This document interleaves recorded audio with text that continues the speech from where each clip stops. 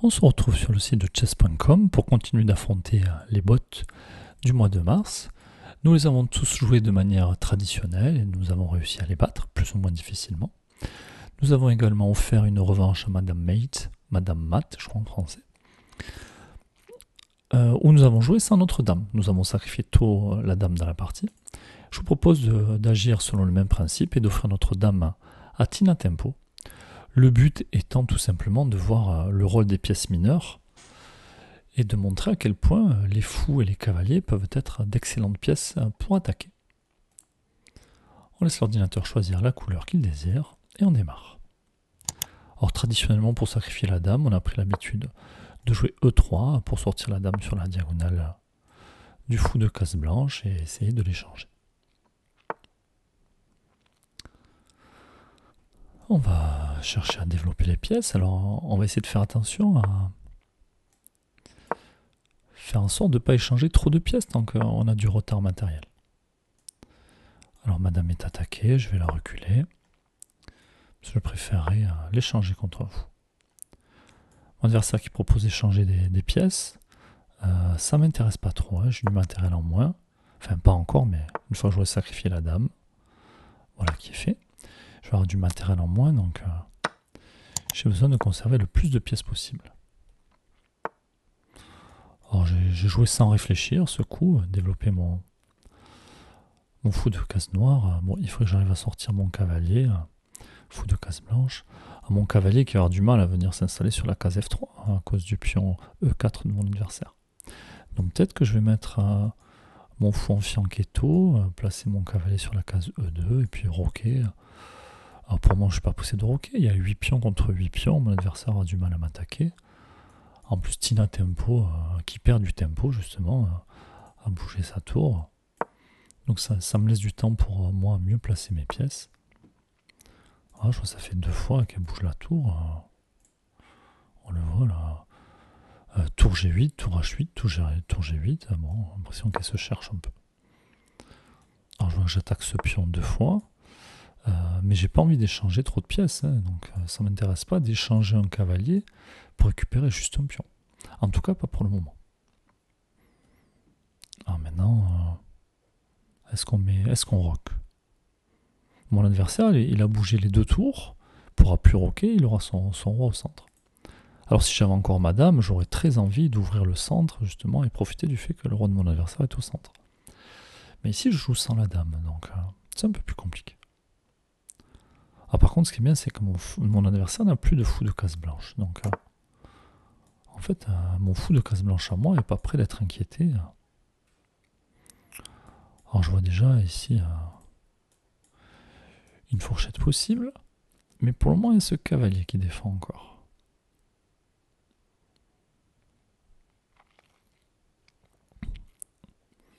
Alors, et puis, on peut tenter un piège, hein, parce que le roi et la dame sont sur case blanche. Je me dis, si mon cavalier était en C7, il ferait une fourchette avec ce pion C7 qui n'est pas défendu.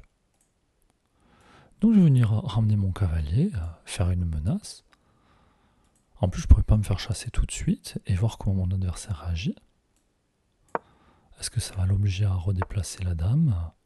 Ou est-ce qu'au contraire, il va me laisser réaliser cette fourchette? Alors je vérifie, est-ce que le pion C7 est vraiment pas défendu? Est-ce que je vais pouvoir venir faire la fourchette, hein? Et j'ai l'impression que c'est le cas ici. Alors on y va. Échec pour récupérer la dame.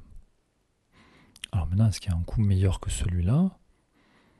Ça va être dur de faire un coup meilleur. Bon, je vois qu'en plus, quand je vais prendre la dame, ce sera sur échec.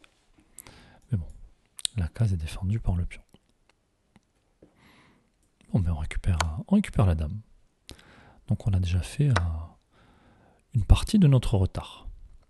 Là, en l'occurrence, on a même un pion de plus, hein, parce que tout à l'heure, on avait récupéré un fou quand on avait changé notre dame. Donc là, on a perdu un cavalier pour récupérer la dame. Mais du coup, on a ce pion que nous avons récupéré en C7. Donc notre adversaire a 7 pions, nous on en a 8. Alors je peux venir remettre la pression sur ce pion. Peut-être que mon adversaire pourra le défendre facilement, mais on va voir. Hein. aussi ce pion qui est faible, mais à mon adversaire qui décide de ne pas défendre ce pion. Il aurait pu le faire, hein. Alors je vais le récupérer. Alors moi je veux garder mon fou de case blanche. Donc du coup je vais d'abord récupérer du cavalier. Et si jamais mon adversaire m'attaque, je replacerai. Maintenant j'ai envie d'avancer des pions. Donc il y a du matériel, en plus le roi de mon adversaire qui est au centre. Mais j'ai peut-être pas envie de lui donner cette case. Est-ce que je vais peut-être pas faire un petit coup de A3 pour empêcher le cavalier de venir s'installer ici? Et maintenant je commence à avancer mes pions. Mon adversaire qui propose d'échanger des pièces. En tout cas d'échanger des pions. Alors je vois une diagonale intéressante. Hein. Peut-être d'ailleurs que je vais pouvoir replacer mon fou. Sauf que si je replace mon fou, mon adversaire qui pourra pousser le pion. Oui, mais j'ai un pion moi aussi qui peut m'aider. Mais bon, après, c'est pas naturel de sortir le fou de sa case de fianchetto. Alors, je vais quand même me méfier de ce coup qui fait prise-prise. Parce qu'en fait, mon pion est attaqué 2 fois. Est-ce que j'ai vraiment envie que ça s'ouvre avec la tour qui est en face de mon fou qui n'est pas protégé? Le problème, c'est que si je pousse le pion, je me ferme la diagonale. Mais je vais enlever ce cavalier. Qui va plus avoir beaucoup de cases. Hein. Il peut pas venir ici, il peut pas venir ici. Voilà, il va devoir jouer extrêmement passivement. Donc, et ça me permet de repousser le cavalier. Mon adversaire qui n'enlève pas son cavalier. Bon, mais on va le récupérer tout simplement. Et sur échec. Alors par contre, ça ouvre la colonne pour le fou. Pardon, pour la tour. Alors maintenant, je me dis, est-ce que je défends mon pion? Est-ce que je vais d'abord récupérer ce pion? Après tout, j'ai du matériel d'avance. Si on échange un pion pour un pion, ça ne me gêne pas. Puis si mon adversaire prend pas, peut-être que je pourrais replacer mon fou. Donc attention ici, mon adversaire qui menace le pion, mais ce pion pour moi est bien défendu. Et il attaque mon fou en même temps. Oui, il attaque mon fou, mais moi je défends cette case. Donc je prends. Et puis s'il reprend, je pourrais toujours reprendre. Attention, mon adversaire qui ne reprend pas, qui risque d'avoir un pion passé. Oui, sauf que moi je peux venir défendre mon pion. Et en plus attaquer. Attaquer le pion E5. Mon adversaire qui avance à sa tour.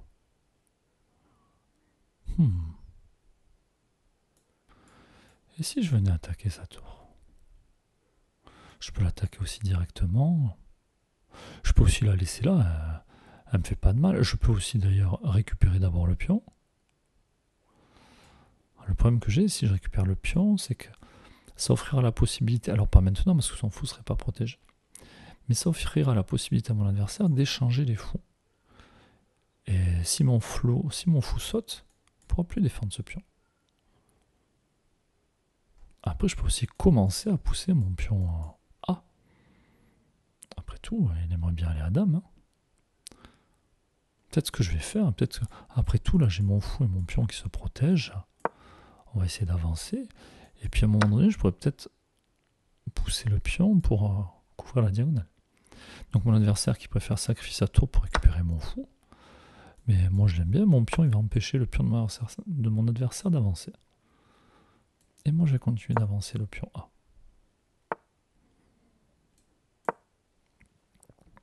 Et puis on va voir là, il faudrait peut-être que mon adversaire qui joue un coup très intéressant. Il avance son roi. Du coup il va m'empêcher d'avancer mon pion. Ce qui fait que je ne pourrais pas attaquer la case A8. Oh, c'est bien vu. Alors je vais emmener les tours.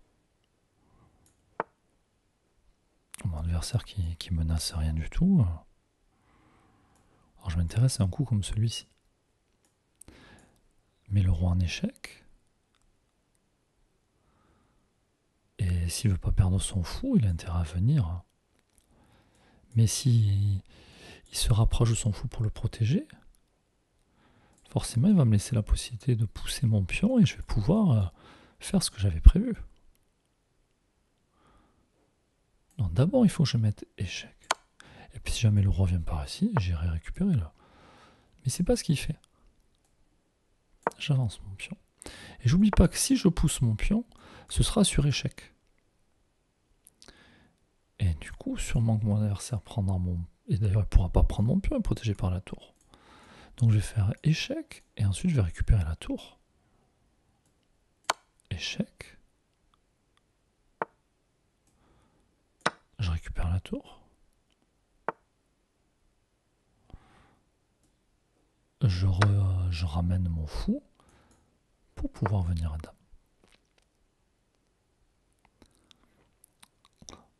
Alors, il faut que je fasse attention ici. Je peux aussi ramener la tour pour protéger ce pion, pour avancer ce pion aussi.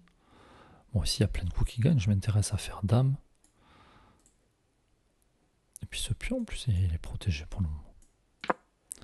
Et puis je peux très bien laisser ce pion à mon adversaire, ça ne me gêne pas. Alors, est-ce que je sauve ma tour? Moi, je peux déjà commencer à replacer ma dame sur échec, protégé par mon fou. Je peux avancer ma tour, qui sera protégée par ma dame. Et si jamais je bouge ma dame, après, elle sera protégée par mon fou. Et puis je me dis, où va aller le roi? Est-ce qu'il n'y a pas des choses comme ça, hein?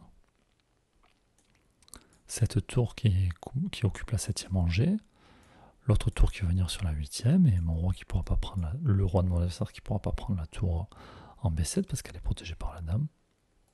Alors je peux très bien venir avec la tour, ou alors si j'ai envie d'être un peu plus esthétique, je peux laisser ma tour en prise, de toute façon ça change rien, et venir mater avec la dame.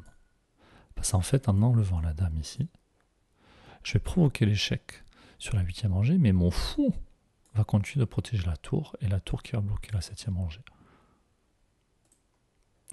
Donc les deux marchent, et ici on a mat en 1, mais je trouve esthétique, et puis un peu charrieur, on va dire, de laisser la tour en prise. Échec et mat. Donc forcément on nous voit des erreurs, une gaffe. C'est le début de partie où on a offert la dame. Mais après je pense qu'on a fait une partie relativement sérieuse, hein, où on a pris l'avantage assez rapidement. Alors surprenant qu'à 900 Elo, presque ça a été plus facile de battre Tina Tempo sans la dame que lorsqu'on a fait la partie avec la dame. Alors on va revenir sur le moment où on a fait la fourchette. Très surprenant que ici notre adversaire ne se pose pas la question quand même, mais que vient faire ce cavalier en B5? Je veux dire, il n'y a pas 50 choses qui peuvent attaquer. Le seul intérêt de... On n'imagine pas un instant de remettre le cavalier au bord. Le faire venir en A7, je vois pas l'intérêt que ça pourra avoir. Attaquer un pion qui est défendu 3 fois, ça m'étonnerait. Il va pas pouvoir se mettre par-dessus un de ses pions, et on va pas l'amener en B5 pour revenir en C3. Donc c'est très surprenant que l'adversaire n'ait pas vu qu'on allait venir attaquer le pion B7, et surtout n'ait pas vu qu'il y a la fourchette. Donc là, ça fait qu'à 900 Elo, ça peut arriver de rater des coups. Mais là, c'est pas comme si on avait déjà notre cavalier qui était installé et que notre adversaire a bougé la dame pour se mettre sur une case de fourchette. Là, on a notre cavalier qui était loin, qu'on amène une première fois pour pouvoir faire la fourchette. Donc c'est quand même assez surprenant que l'adversaire ne l'ait pas anticipé. Enfin, voilà, j'espère que la partie vous a plu. Vous avez apprécié à la fois d'avoir repéré la fourchette à l'avance. Est-ce que quand vous êtes ici sur la case C3, au moment où l'adversaire joue dame E6, est-ce que vous arrivez à percevoir facilement finalement que le cavalier sur la case C7 pourrait faire cette fourchette royale? Et est-ce que vous voyez facilement qu'on peut y arriver en 2 coups?